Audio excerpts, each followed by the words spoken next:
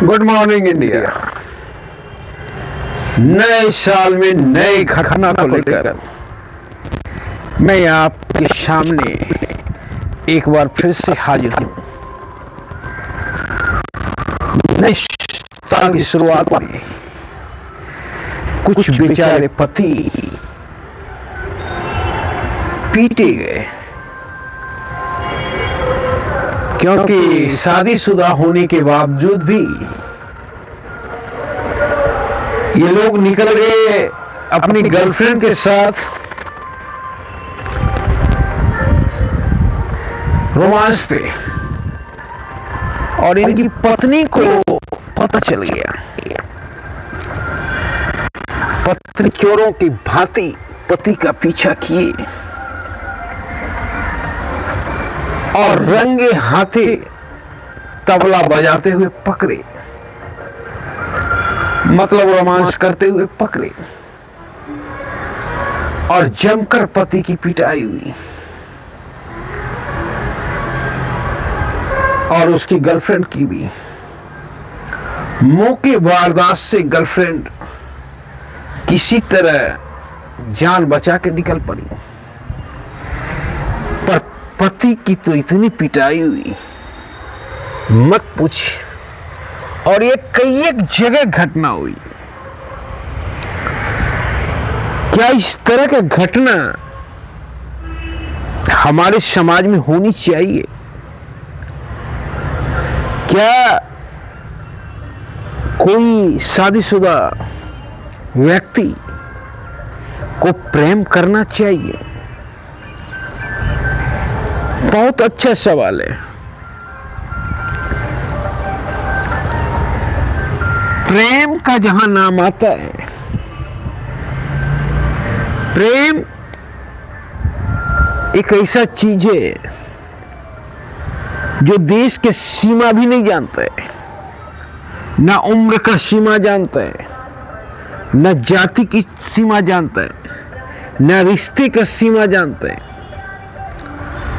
कभी भी किसी से प्रेम हो जाता है। इसीलिए अक्सर प्रेम को अंधा बोला जाता है। और प्रेम परमात्मा का मिलन है। शादी आप पर थोपा जाता है, पर प्रेम थोपा नहीं जाता है। प्रेम आपको वहीं होता है जहां परमात्मा का दर्शन होता है। तो कानूनी रूप से ये पति गलत कर रहे हैं, पर जहां प्रेम की भाषा की बात आती है तो प्रेम में कोई गलती होता ही नहीं है, क्योंकि प्रेम का तो कोई ग्रामर पोर्शन ही नहीं है। गलती की सवाल ही नहीं होता है, क्योंकि उसमें तो परमात्मा का मिलन होता है, और परमात्मा के मिलन में कोई गलती हो ही नहीं सकती है। जिससे भी आपको प्रेम होता है उसमें आपको परमात्मा का दर्शन होता है। आप उसे देखकर बाग बाग हो जाते हैं, एक नजर मिलाकर बाग बाग हो जाते हैं, ताजा हो जाते हैं। ये होती है प्रेम की शक्ति। उसकी मुस्कान को देखकर आप पागल हो जाते हैं। ये प्रेम पत्नी के पास मिलना नामुमकिन है। दूसरी ओर पत्नी को जलील नहीं करना चाहिए। अगर पकड़ा ही गया था तो घर बैठ के कोई सॉल्यूशन निकालना चाहिए। पति को जलील नहीं करना चाहिए, और ना उस लड़की को जलील करना चाहिए, क्योंकि यहां कोई गलती है ही नहीं। अगर मंदोदरी की तरह उसकी पत्नी होती तो इस तरह की बात ही नहीं होती। रावण ने जब सीते का हरण किया तो सीते की सारी जिम्मेदारी मंदोदरी के ऊपर थी। उसकी देख रेख, उसकी खान पान, और मंदोदरी ने काबिल तारीफ वो जिम्मेदारी निभाई। मंदोदरी ने वहां मां की भूमिका निभाई।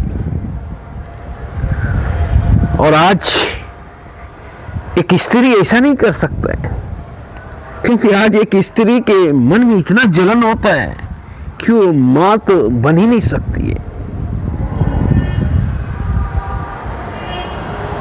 आज की स्त्री रहती तो सीते अशोक वाटिका में ही टपक जाती, क्योंकि पूरी जिम्मेदारी खान पान की मंदोदरी की थी।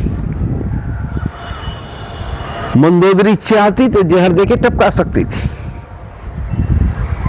पर चूंकि वो रावण से मंदोदरी प्यार करती थी और रावण के लिए मंदोदरी जीती थी, इसीलिए